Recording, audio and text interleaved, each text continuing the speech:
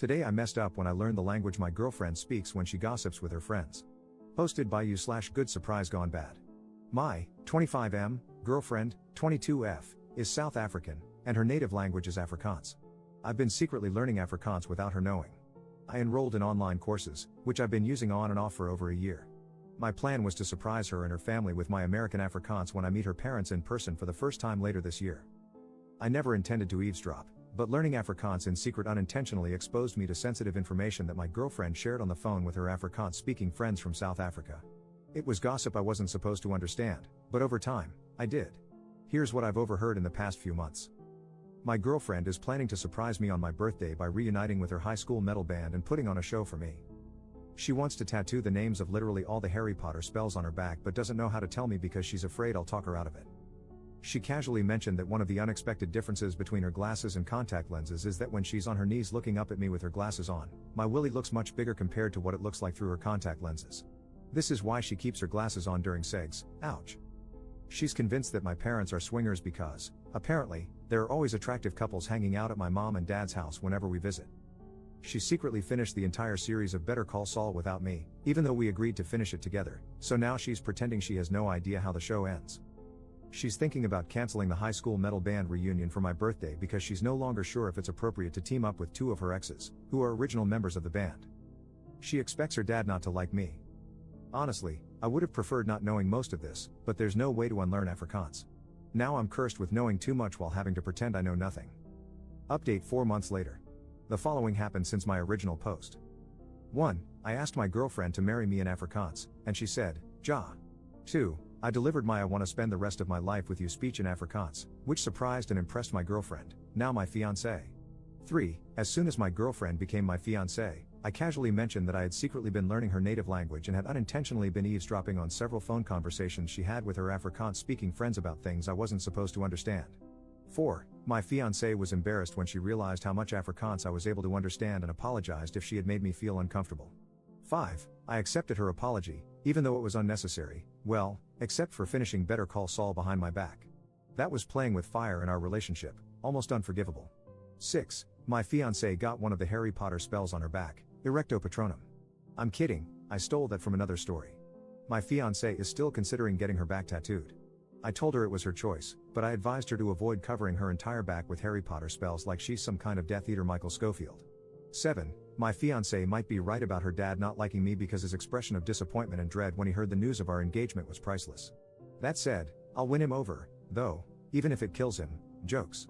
8. My fiancée fully believes my parents are swingers based on the different couples she's occasionally observed coming and going whenever we visited my mom and dad.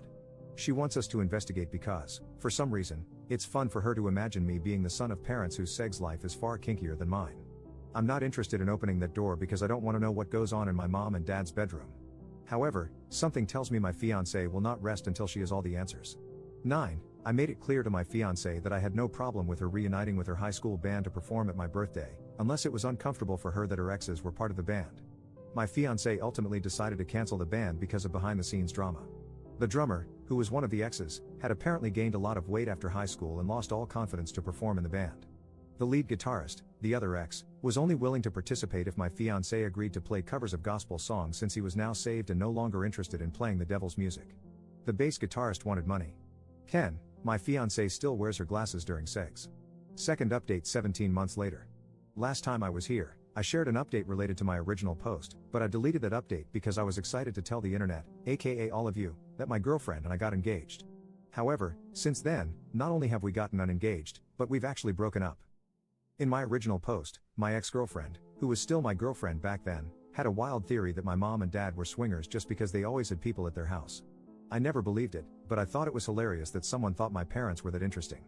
Not gonna lie, I struggled to move on after the relationship ended. My apartment had too many memories of my ex, so I called my parents to ask if I could stay with them for a bit to clear my head. They said yes.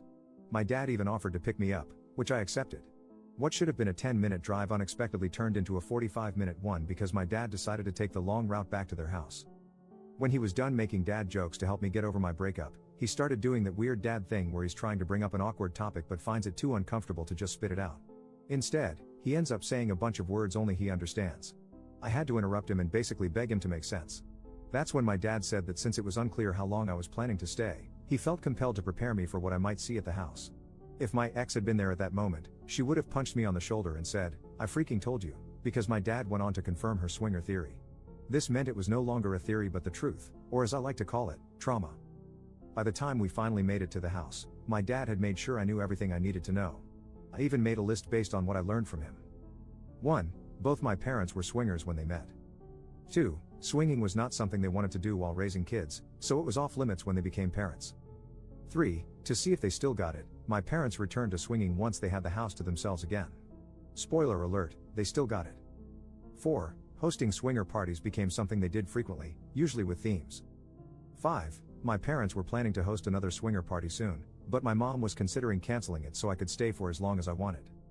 6. If they canceled, it would be the first swinger party they called off since COVID. 7. The theme for the upcoming party was prom night. I never expected my dad to go so hard in the too much information category, but once he crossed that line, he let it all out. I stayed with my parents for a total of 2 days before it became abundantly clear that while knowledge might be power for some people, for me, knowledge was punishment. My mom, who had no idea I low-key knew she was swinger mom, tried to convince me to stay longer, and she almost succeeded, but I was done with my dad using our father-son bonding time to play guess which one of our neighbors are also swingers. I used an Uber to get back to my apartment. No more dad rides. I've never been so happy to return to a place haunted by my failed relationship. Up on why the relationship ended. My ex and I broke up because of a tattoo. Her friend passed away, which prompted her to get his name tattooed on the back of her neck. The friend was someone my ex had slept with before she met me. I made it clear to her, prior to the tattoo, that I understood it was her body and she could do whatever she wanted. However, as someone who was prepared to be with her forever, it would be uncomfortable for me to see another guy's name on her body for the rest of our lives, especially the name of a deceased man she had casual sex with. My ex got the tattoo anyway. The tattoo was small and barely visible, that was her defense. But I knew it was there, and that was enough. It was also very visible during intimacy, sorry for the TMI.